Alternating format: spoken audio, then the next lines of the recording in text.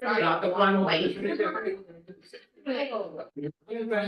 It's a sign, good man. Not signing it. Can I call this meeting to order? Yeah. It's gotta be tweaked. Maybe. That's right. Yes. We got a couple things. I don't think anybody got Let's call this meeting to order. We are here today with this is the Public Safety General Government Committee meeting. I'm Bob Dennison, I'm the chair. Ben Falk is here. Marissa Maravelli is here. Sarah Patsey's here. Mike Hamm is here. We have a forum. We have, in fact, everyone who's on the committee is here, including And. plus extras. We have Michelle Hirsch here, and of course, our president. I'm going to call the meeting at 6:32. And let's start off with Emily. Emily, you're on Zoom. You're in. Give us an update. Excuse me. You're muted. Don't be muted. Thank you Okay, so good much. deal. This is Emily Hauser from the Kingston Conservation Advisory Council.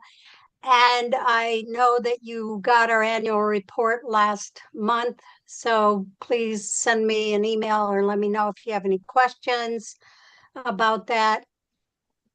And what I wanted to bring up is that in our February meeting, which I also did not attend the your February meeting, we became aware of the proposed changes through the New York State budget, through Governor Hochul's proposed budget. There were some proposed changes to the State Environmental Equality Review Act. And we learned about this and we investigated it. And we felt strongly enough that we sent an email to the executive of the City of Kingston. We sent the email to the letter to Steve Noble, Bartek Stardahl from the housing, and Suzanne Cahill, because we felt that they were the ones that were mostly affected by this. And this letter went out in March 5th, but since then there's been a lot of information now in the newspaper about this. It's taken a while, obviously, because technically the budget should be done by March 31st. And our concerns are that the part of the secret budget the part of the secret changes that we're concerned about, they're laudable in the sense that they want to reduce some of the they want to make sure that housing gets okayed quickly, but there are some problems with it. In other words, and so those specifically are that that there is no definition of affordable housing. So if we want to advance affordable housing, we need, and there's changes in secret because of that, we need to understand what affordable housing is, and that is not defined. And also there's the term previously disturbed sites, and that is wonderful, but you have to really understand what that means. Is it just like old parking lots, or where there was some other development like a shopping mall, or what is previously disturbed? And then the exemption for the secret exemption is 100 units statewide, regardless of population, density, or anything else. And we feel like that is really high for some areas, especially in this City of Kingston. And we address this mostly about the City of Kingston, but this is statewide changes. So we also need to think broadly of how this will affect all municipalities in the state. And then there's you're allowed to have some non-residential uses within the parcel where there is going to be housing, and that needs to be clarified. So what kind of use besides residential? Is it industrial? Is it is it just stores? It'd be nice to have a walk-up community and have some mixed use, but we don't want to maybe a factory that that is problematic. And then there needs to be information, they need to evaluate the abilities and the limitations of existing water and sewer systems.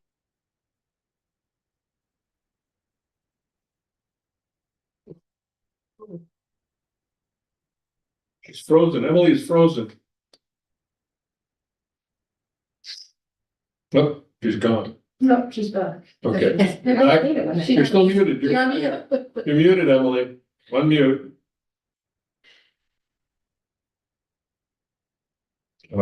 Anyways, You're back. sorry. So, and then it needs to comply with all the zoning in the municipality.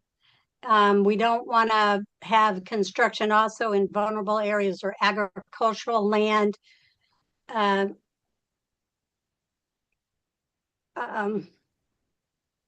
then I guess there's some information about the timeline, because there could be unintended consequences of developers waiting out the clock to avoid environmental review, and also that sprawl should be discouraged.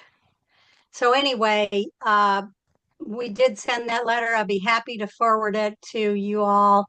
And just to, and as you know, or you probably know, as I said before, I wanted to tell you about this because we personally feel, the CAC feels this is really important and is finally coming up in the news.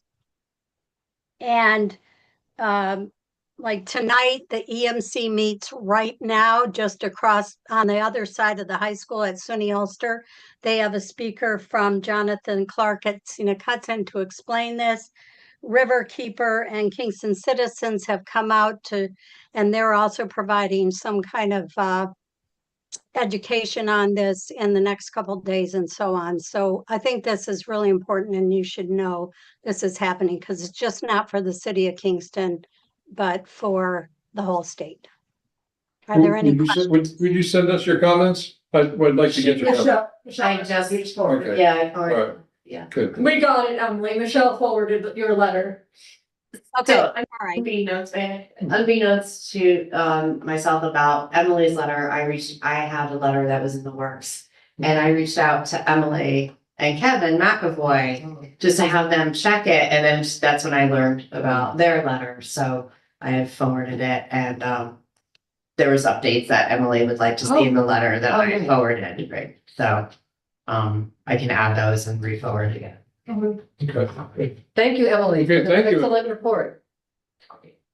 All right, Thank you, thank Emily. you so much for your time. Okay, go back to your vacation or whatever you're doing. Yeah, I'm in California, so Okay. I'm just getting used to the time change and the warmth. So thank you I've so been much. gone to get you to see the We board. don't have that here. We don't have warmth here. Yeah. Thank you, Emily. Thank you. Thanks. Resolution in support of the cancer support house, resident Sean. So, before I turn this over, and I actually wrote this morning and, debated until I spoke with Leah Marie if I was actually going to read it, 'cause it's very personal. But I figured, like, perspectives like my own might be helpful for the public and perhaps for you about the cancer house, and, my story can only help others if I share it, right? Right. So I wrote it down because it's going to be hard for me to get through, and I actually even brought tissue. Okay. So if you could bear with me, and then I'll turn it over to Leah and Marie, to give you more, specifics on the cancer support house. So I just wanted to share this experience as a cancer patient, and I apologize if anybody was here that did not realize that I, am a cancer patient. Obviously, this is not the experience of all, but what I know about cancer survivors and those that we've lost to cancer, their strength is remarkable, but that can mask what they are truly experiencing. So I want to take a few minutes to open myself up in the hope we could better understand each other and understand the importance of this specific community and how we could support them. As some of you know, I lost cancer in early 2024. Because of this, 7 months later, I went for my very first mammogram, only to be diagnosed with the same. This was a few years after I lost my best friend to pancreatic cancer at a very young age. I spiraled into a deep, dark depression, which was probably unknown to even those sitting at this table who saw me week after week, thanks to the expert mask I could put on.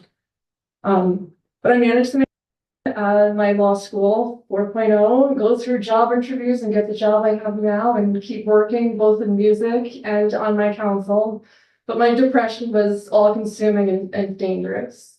Luckily, my family saw it and I slowly started to get the help, starting with Rigatoni, my emotional support dog.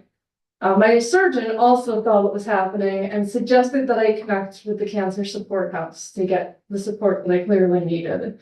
And when I did not reach out because of the condition I was in, my surgeon requested someone from the house to reach out directly to me, which they quickly did on numerous occasions. Unfortunately, I was unable to accept the help that they were offering at the time. I needed medical intervention, which I eventually received, and I am okay. However, looking back, if I hadn't been in such a dark space, still dealing with the grief of losing the two women I loved, the opportunity to be around people going through or having gone through a similar path would have been beautiful. At the time, I was refusing to talk to anybody outside of doing my work and my schoolwork, unless they were also a cancer survivor or rigatoni. I was also the youngest person in most rooms, still am, at every appointment that I go to. I felt completely alone, even knowing that I had the most supportive family willing to do anything for me. In the 6 years that my best friend fought her cancer, she rarely spoke about it with me, but she would talk about her community of fellow survivors. And I know that was a big part of what helped her last 6 years with stage 4 pancreatic cancer. The support and love she received being in a shared community. Because having cancer is unimaginable, the anxiety, the pain, the procedures, worries about finances, because cancer is expensive, even when you have insurance. The fact that your body is drastically changing before your eyes, the pity you receive, the guilt that you have that you aren't the same person to your loved ones, and the absolute fear. And this fear doesn't end when you hear remission. Every scan, there's a gut-wrenching fear that the cancer is back. And as grateful as I am for my amazing family and friends, particularly my very strong, loving, and cute husband, they don't fully get it.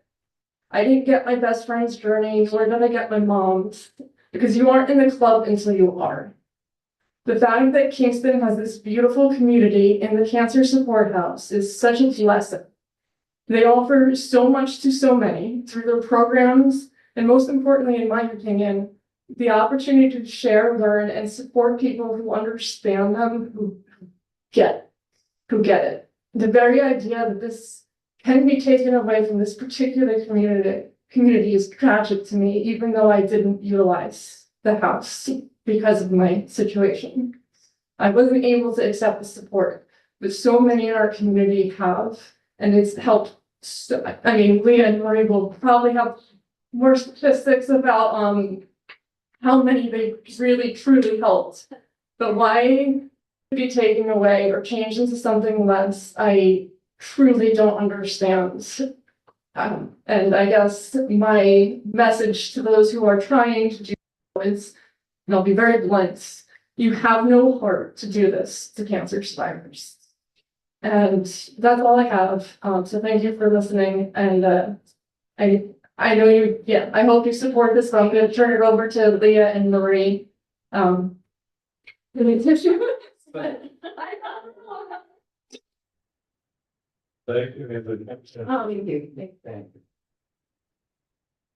you. To be completely honest, when I was preparing for this yesterday, I just kept crying all day and tried to get myself together because it. Can you do one job? Yeah. If you want to sit together, it could be right there, or if you want to sit it up. It's a shame. Okay. I don't know. Very painful for us. Many different reasons. My name is Leah Osterhout. Sophia and Kurt Bruner are my cousins, and they're who the house is named after. And this is Marie. Marie Biker, Flo Biker, had my brother Ozzy. Anybody know Ozzy? I know. Negotiate with Tom D to get that house handed over, well, he sold it because all of us got a little bit of money and that was my down payment on my house, thanks, Mom. But that house was dedicated by my mother for cancer support. Very specifically. And Leah's cousin put the money together to get it to a place where it was warm and welcoming. There's beautiful sunroom that many, many wonderful people from our community participated in fundraising for years to build the sunroom, to do the garden in the back. It was a wonderful, warm place. And I can only say that I was in California. I didn't know what was, I knew the house was a cancer support house.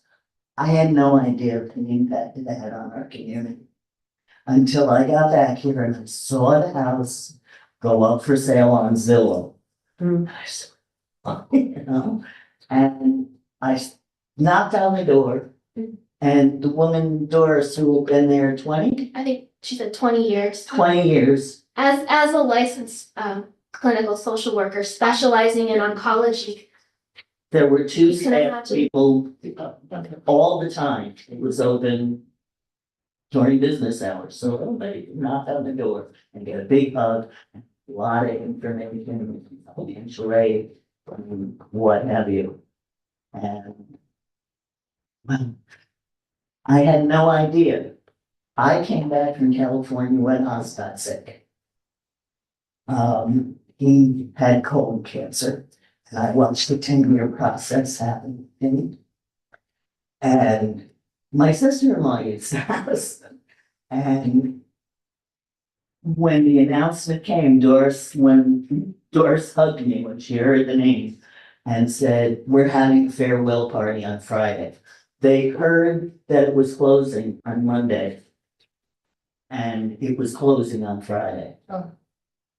No prior communication with any of the patients. they didn't And- tell their employees Yeah. either. They found out because a real estate agent went to the house and asked to come in to take photos for the listing. Yeah. So anyway, they had this party down at Robert Coast Park, and I said, I'm going down there. Dozens, there had to be close to 100 people there who had used the house.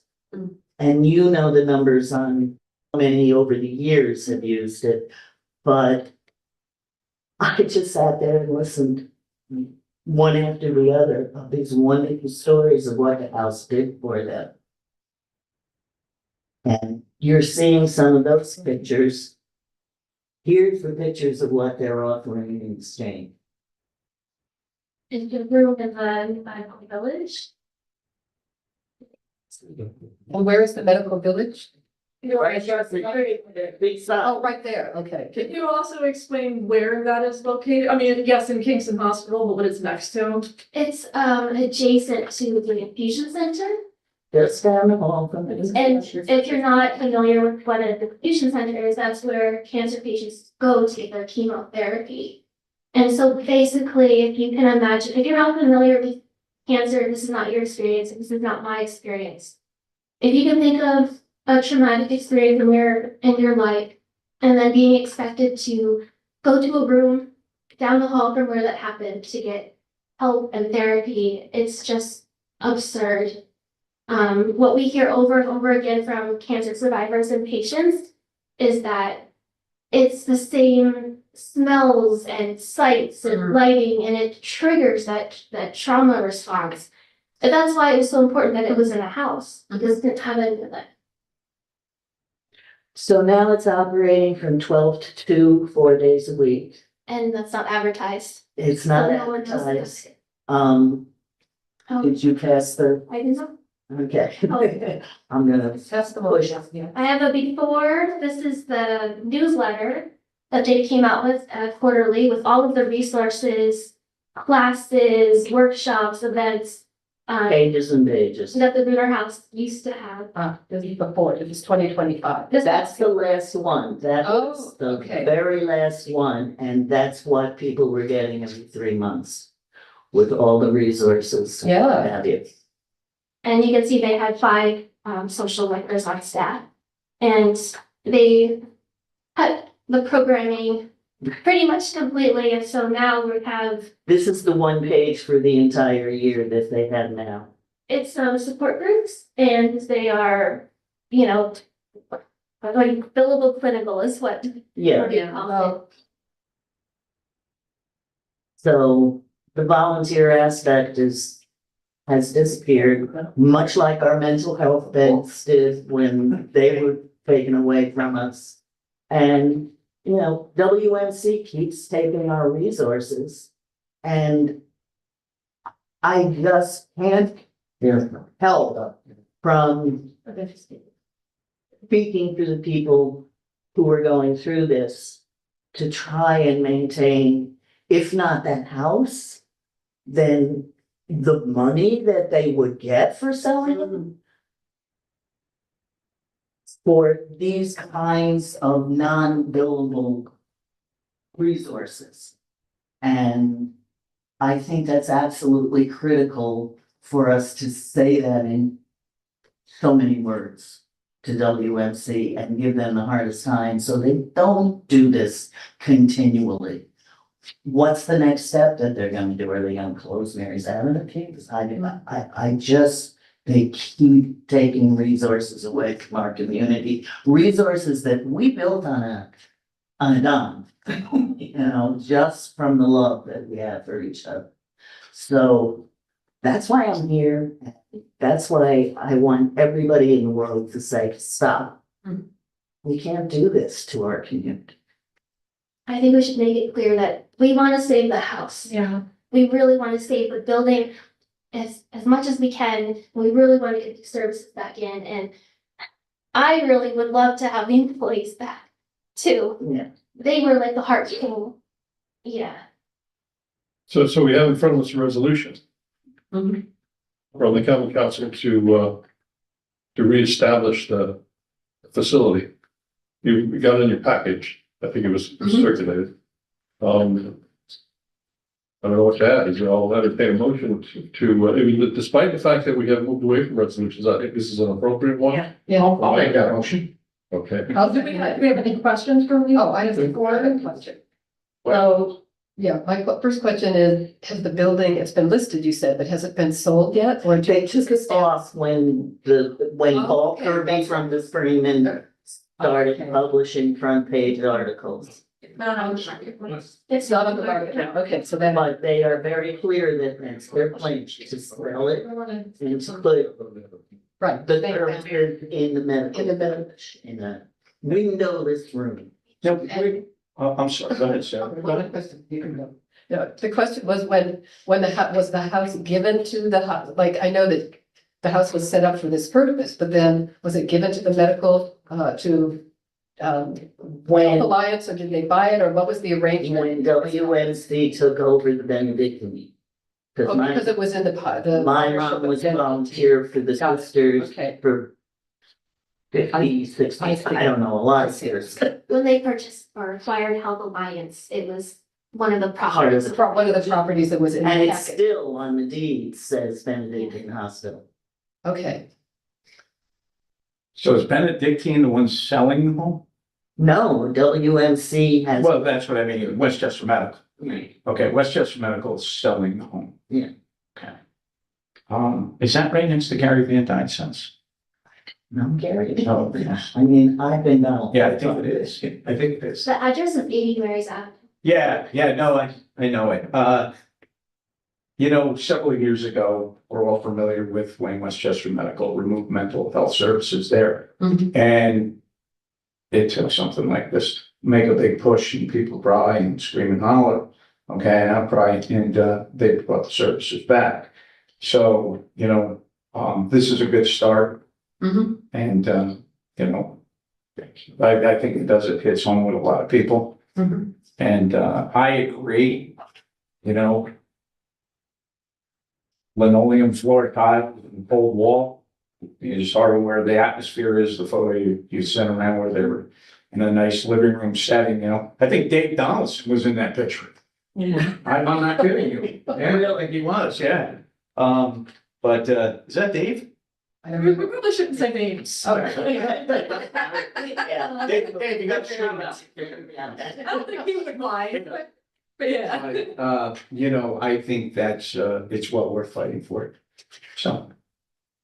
Yes, ma'am. Yeah, we did a resolution for any mental health beds back in the day and calling on the state to deny the application to remove the beds. And I just want to add that I live, right around the corner.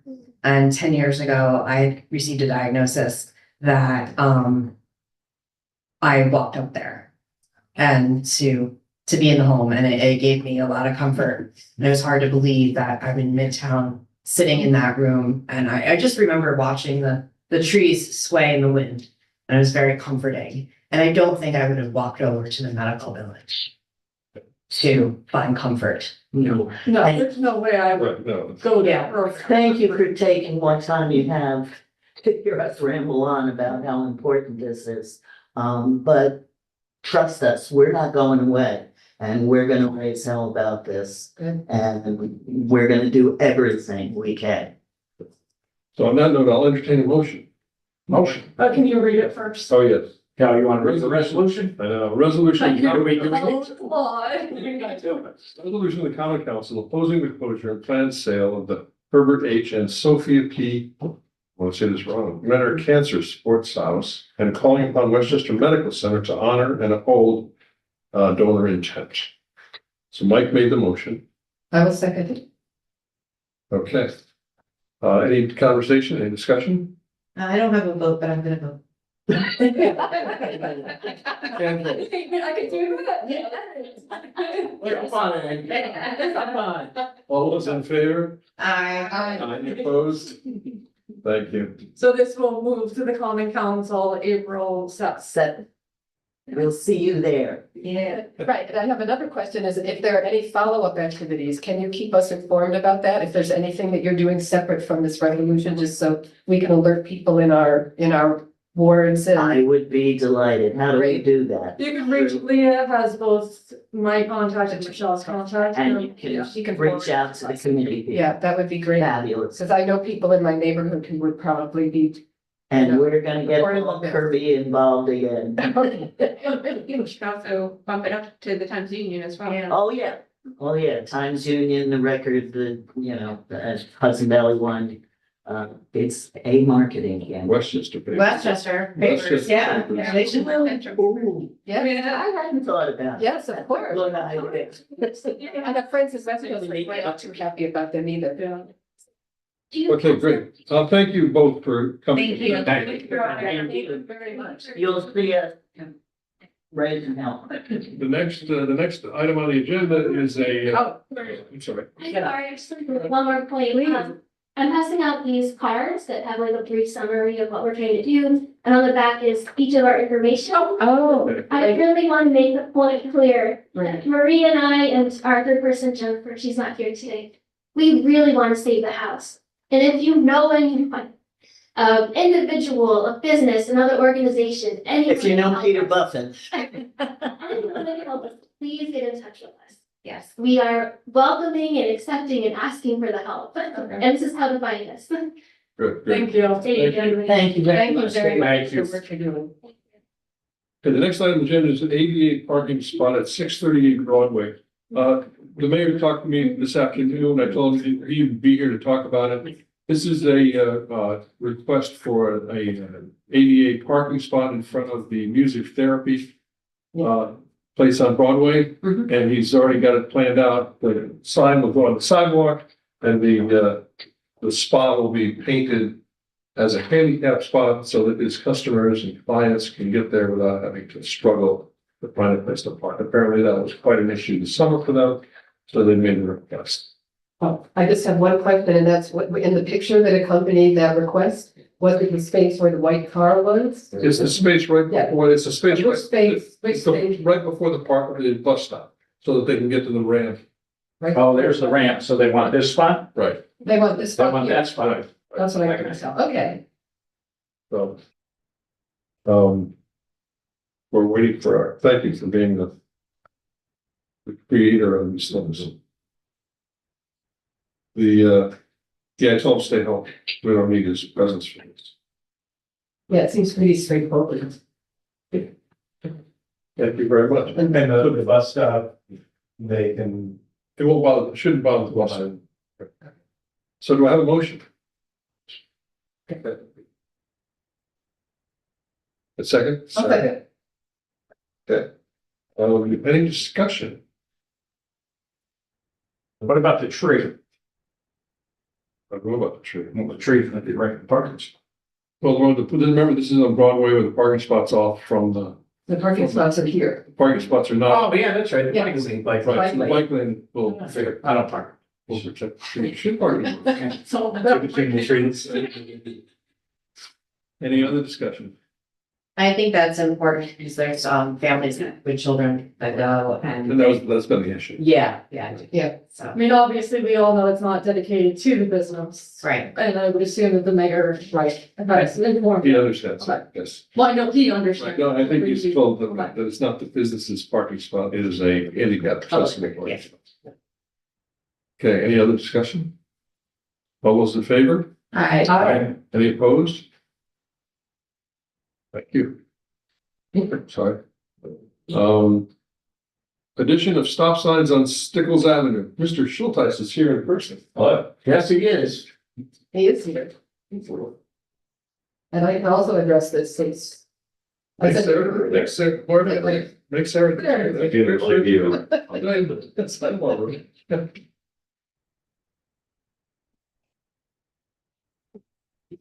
Evening, everyone. Some of you I haven't met yet. For those I haven't, I'm John Fullsize, city engineer. Been with the city about 7 years now. So welcome to the new council members. We're not new anymore. We. Well, I know, I used to, Running them into the ground. hear more often. No, I just meant their workload. That was not a Yeah. big, you know, that was. So Stickles Street at Fairview, is just, there's one of these, historically, there's never been a stop sign legislated, so Right. you would revert to the old right-of-way rules that everyone knows, right? Yield to the right. Well, That's what you're supposed to do. yeah. You know, it's just, we're finding a few of these around the city. We've done 2 or 3 of these, and as we find them, we have been putting in stop signs where it's logical too, so this is that. Sarah, would you like? I will add that I had originally, reached out to John to see if this was a possibility because I get Fairview is one of those cut throughs that people use to go from Hickox over to Hurley.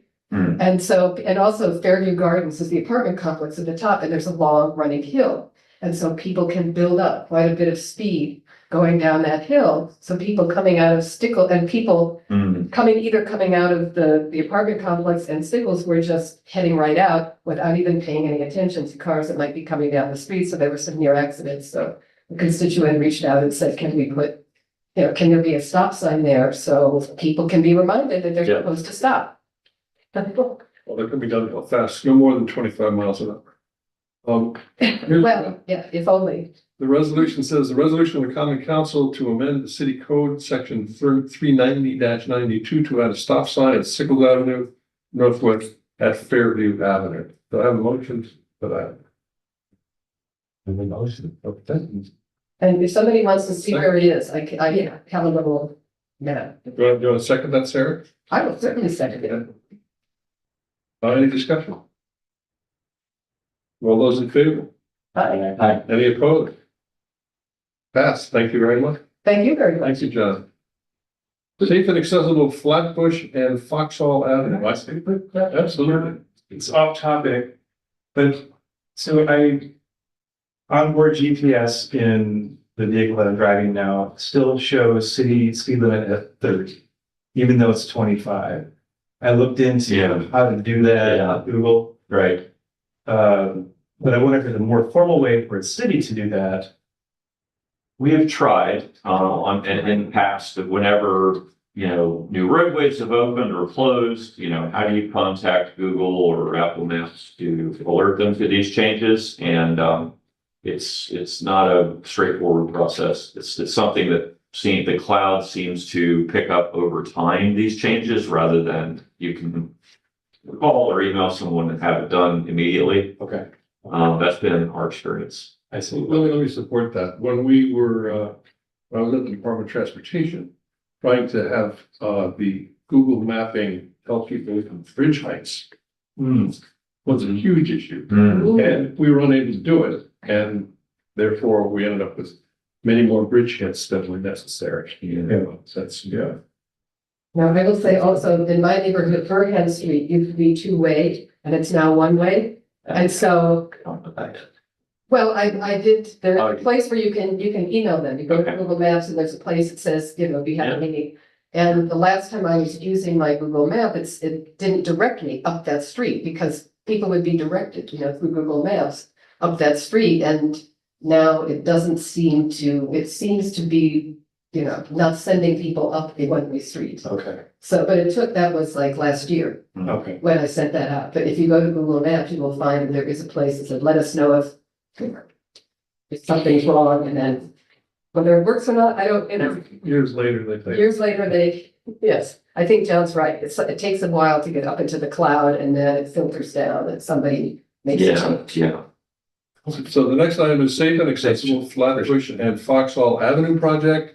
This is a desire for the city council to become, yes. John? I don't know, see how it can breathe. If yours is better than, it's gonna be hard. This is for the city council to declare ourselves as the lead agency for the environmental review for this project. As it moves forward, it's an unlisted project, so we need, we have to be, they need to, Yeah. So I can speak broadly for, go ahead. not everyone may be familiar with the streetscape project, even though it's been under design for quite a while. It's a federally aided grant city got some years ago. The project limits are on Foxhall Avenue, generally from Broadway to Flatbush, and then on Flatbush from that same intersection to Colonial Gardens. So I did bring some graphic plans if anyone wants to look at them. They're also available on gagekingston.com. We've had the formed advisory committees and held public information meetings about the project. So I think most people by now are pretty familiar. It's a streetscape project. Probably, most similar to what we've done on Franklin and Henry Streets, Clinton Avenue. It's not quite like Broadway in that there is not going to be a separate bike lane. There's not enough available space there, but it will involve new curbs, new sidewalks, signage, striping, landscaping.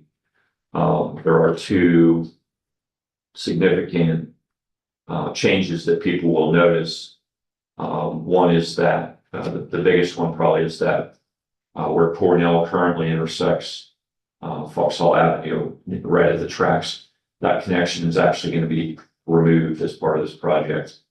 So that, to simplify that intersection that always has confusion and some bad behavior on motorists, especially when trains are crossing there.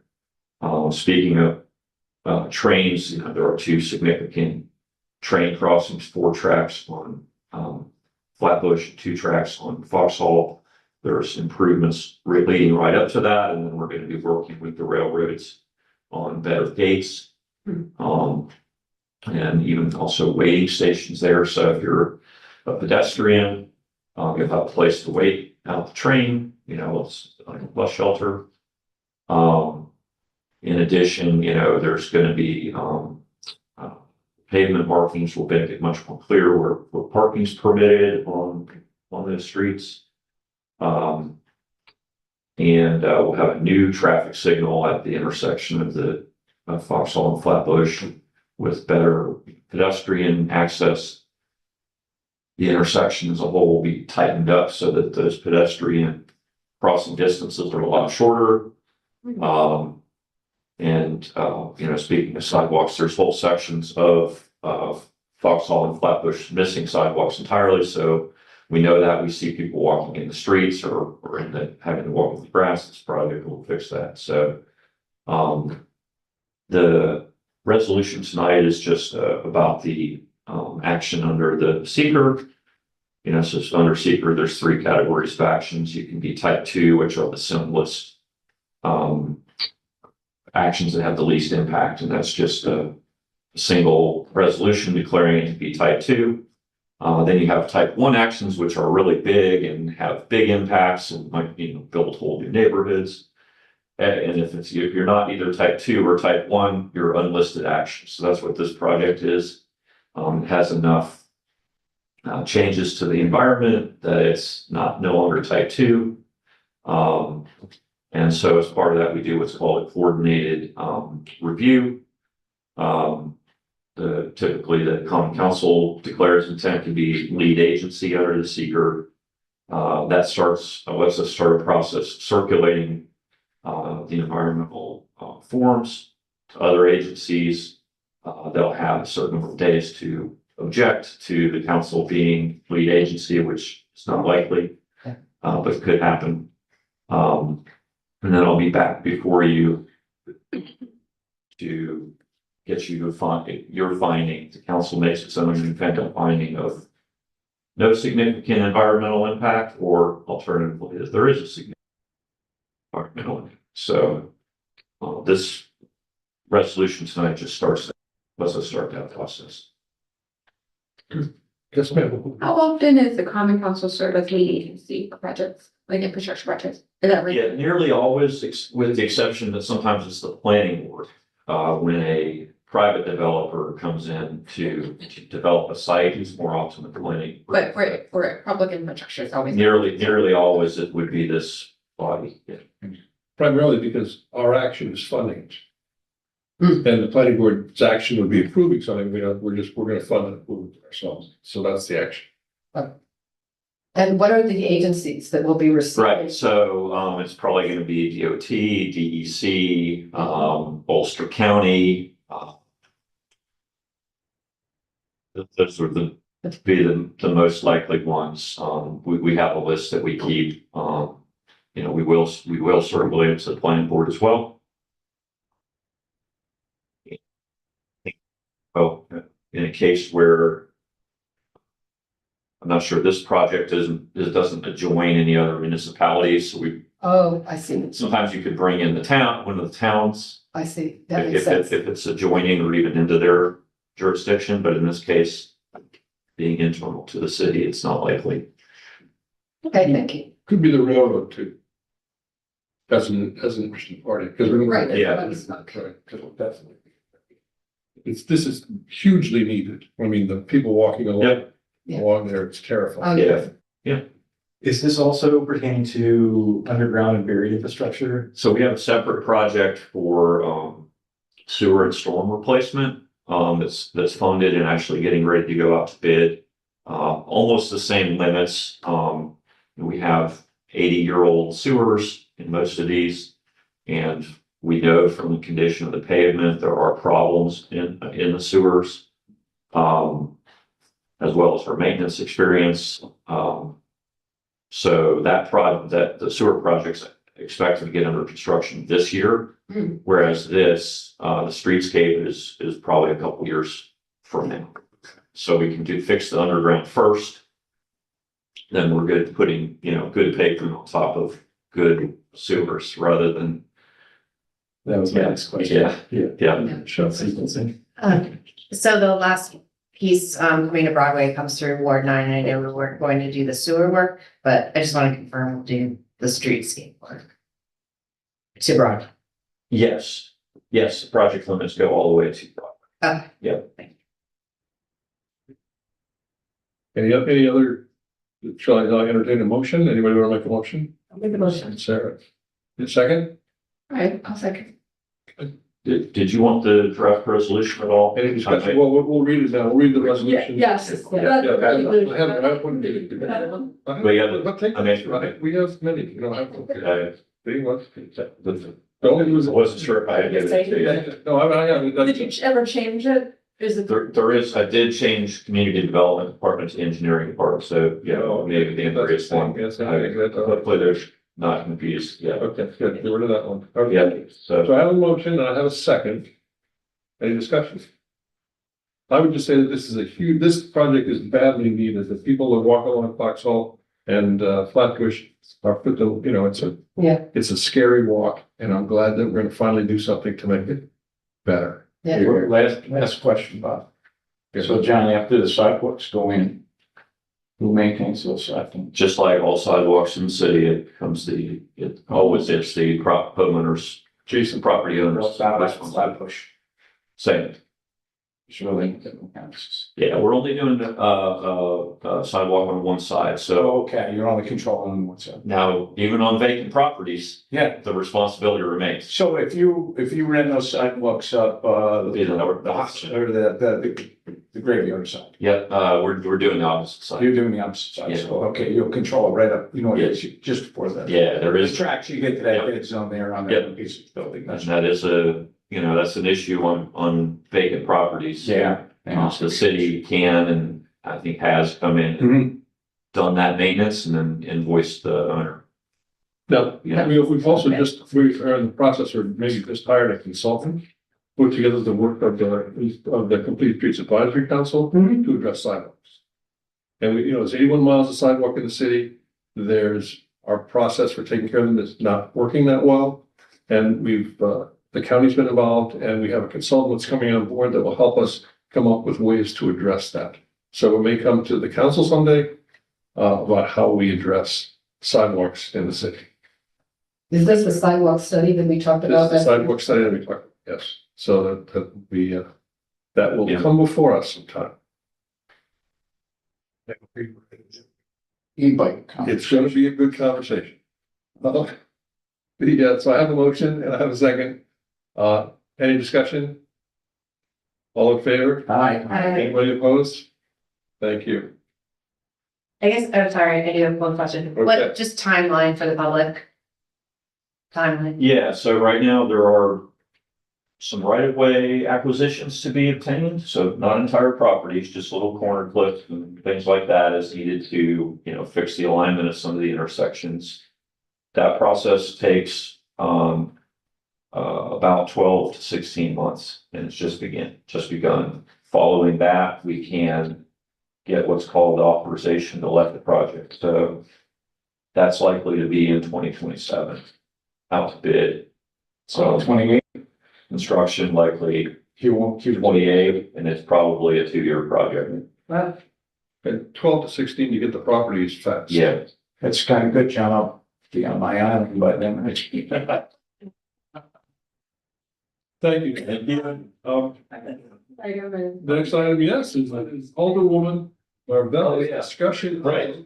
And then you can go. all right, sorry, I knew there was something else.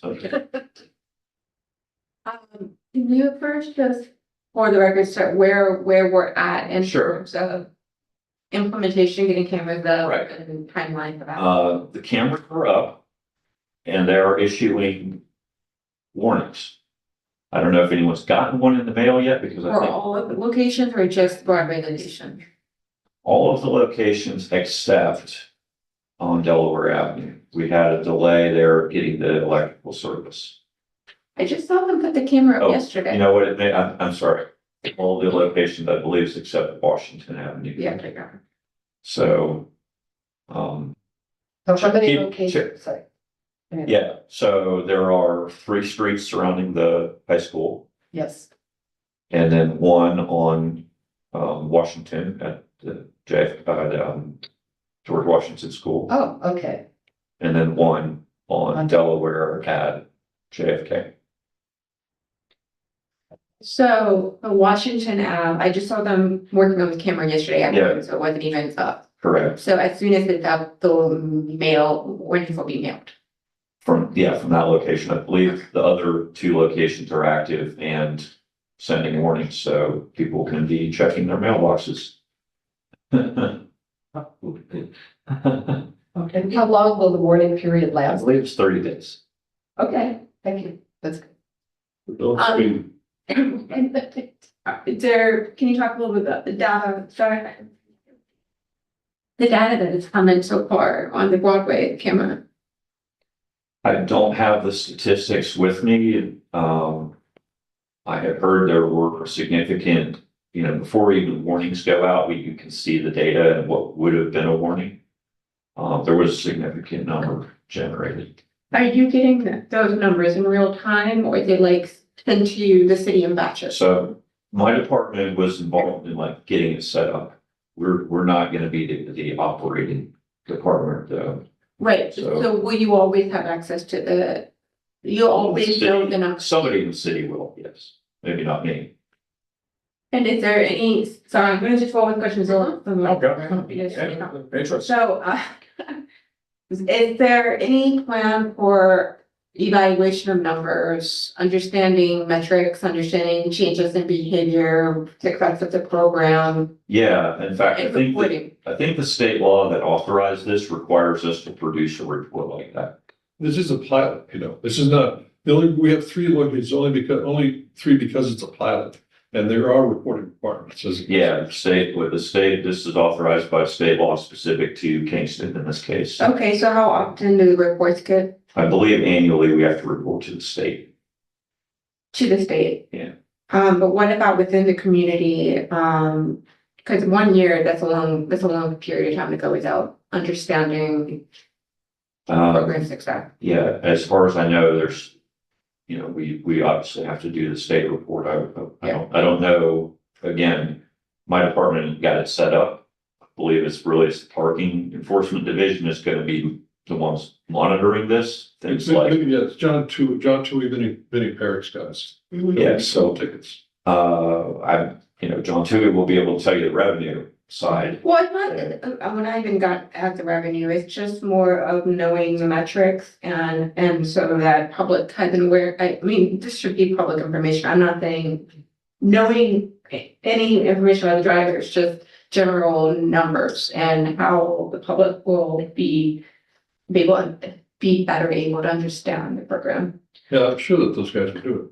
I'm wondering also if the police can assist because we have a crime data analysis person, a data analysis through the police department. So. Yeah, I don't know to what extent, because remember, these are not criminal violations. Right, but they But- just can Yeah, formulate that, Yeah, look at data. yeah.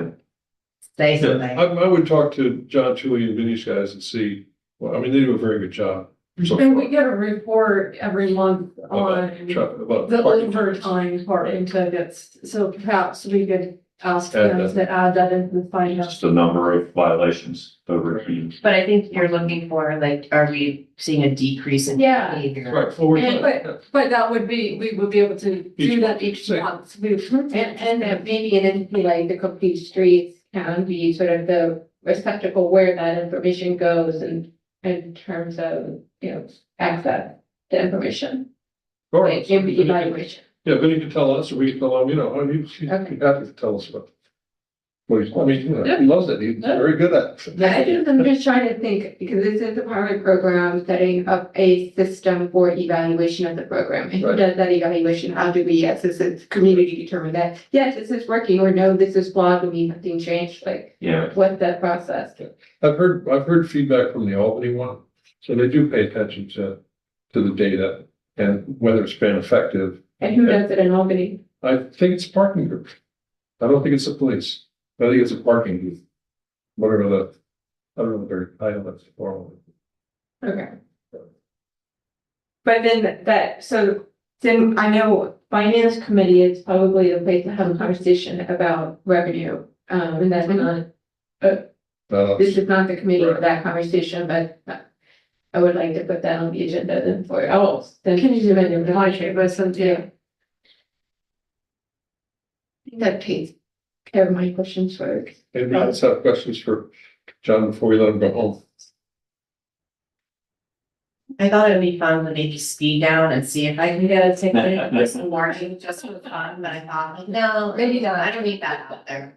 Be the leader in the community, resist the urge. I wanna see if it works. The first feedback sign that I saw was put up in Mamaroneck in, probably 30 years ago. And the biggest problem was kids coming out of White Plains on Mamaroneck Avenue, seeing how fast they could get it to go off. I got 98, you know? When we did the speed feedback signs at the beginning, Yeah, because I happen to live with the superintendent of DPW, we put it, or they put it outside on Hasbrook Avenue also because it's one of the worst streets. And we just sat on the porch drinking wine, watching it, and a former alderman, no names, did exactly that, like flew by. Thank you, John. Yeah, oh, I thanks. just have one question. Now, this is a pilot program, which means that if we find that it's successful, then it potentially could be implemented in other areas where there are schools within the city. Yeah, now the state law says this thing ends on a certain date, That's right, because it's a couple of years. Unless- when it ends. unless you went back to the state assembly for more years. I see. I want to say it's 2029. I see. So they get started. It's a 3-year program, and then Yeah. if you like it, then you, as a municipality, have to take it over Well- and pay for it. They have to decide, I- it's still, it has to get legislated. You have to be legislated again. Got it. Okay. Well, we'll see. Hopefully it will work. They're always reluctant to do. Yeah. Thanks. Thank you. Call me anytime. I'm happy to come to these meetings too. Well, we'll see you, John, tomorrow, the meeting's at 6. 6, right? So we just thought we would, I'll see we you have again. 3 meetings in a row, so, All right. thank you. Thank you. Okay, And we'll do yours first. Thank you. no parking Meetings. to with student. That we're gonna table. Table it. Um, Removal of 88 parking signs, 40 Elmendorf. Alderman, Just, yeah, there it is. Richard? A resolution of the common council to amend city code to remove handicap parking at 40 Elmendorf. You want to be the motion maker, or do you want to discuss it? I'll make a motion. Okay. Yeah. Next one. oh, second. Second. These are the things that we wanted once we hear that they're no longer needed. Yes. Remove them, Table. get more. Yeah, and they all came in within like 10 days, just a raft of requests. I think it's also kind of indicative of what's happening in Ward 4, that there is this sort of gentrification and people are moving in and don't need handicap signs anymore. And there's one in front of the Kestrel. I saw it on the way in this morning. We passed that, we put that there. In front of the When- Kestrel? When it was Deer Kingston, because they wanted to have a handicap parking spot Okay, and put it in. Because they built that big ADA ramp.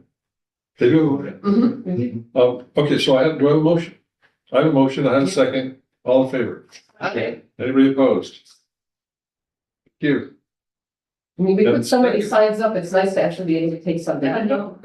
I have a resolution of the common council to amend the city code to remove handicap parking signs at 147 Clinton Avenue. Do I have a motion? I'll move. I'll second. Okay, any discussion? All in favor? Aye. For Maiden Lane, is it 6-8 or is it you need removed at 6 and then all the other one at 8? It's one house. And it's the side nearest Broadway is 6, and the other side is 8.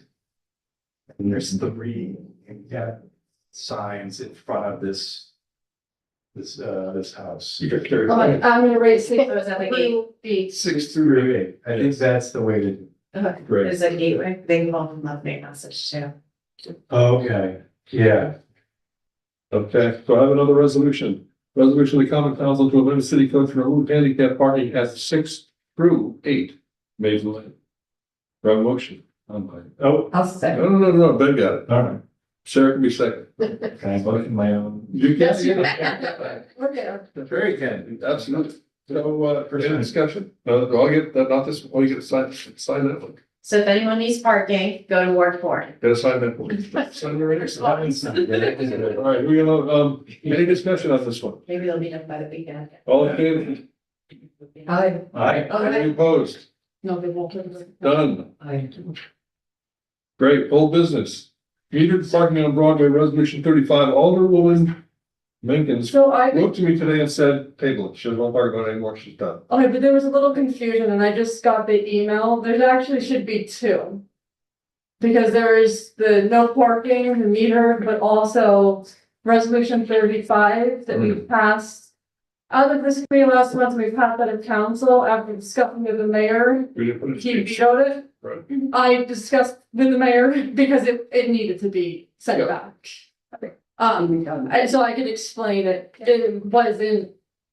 So we had said in front of, I think we put a number, right? We didn't put a meter number, and we should. We just put 470 Broadway That's right. without realizing that there's actually 3 different meters. There's 3 Right. different spots. One of them is a double meter and one of them is a regular meter. So we need to determine which spot we're taking. Are we taking multiple spots? Right. And then what do we do with the meters? Because the meters are legislative. But for me, I All the hope meters could stay. The meters could stay because it's not 24/7. So we could still have revenue. Handicap, well, this is a loading zone, right? This is a loading. Right. So the mayor did reach out to me and we talked about the best way to do it, and this was the best way to do it, because I couldn't pull it back after you guys voted on it. Right. So I gave my approval for a veto. Mhm. Okay, so what are we gonna do?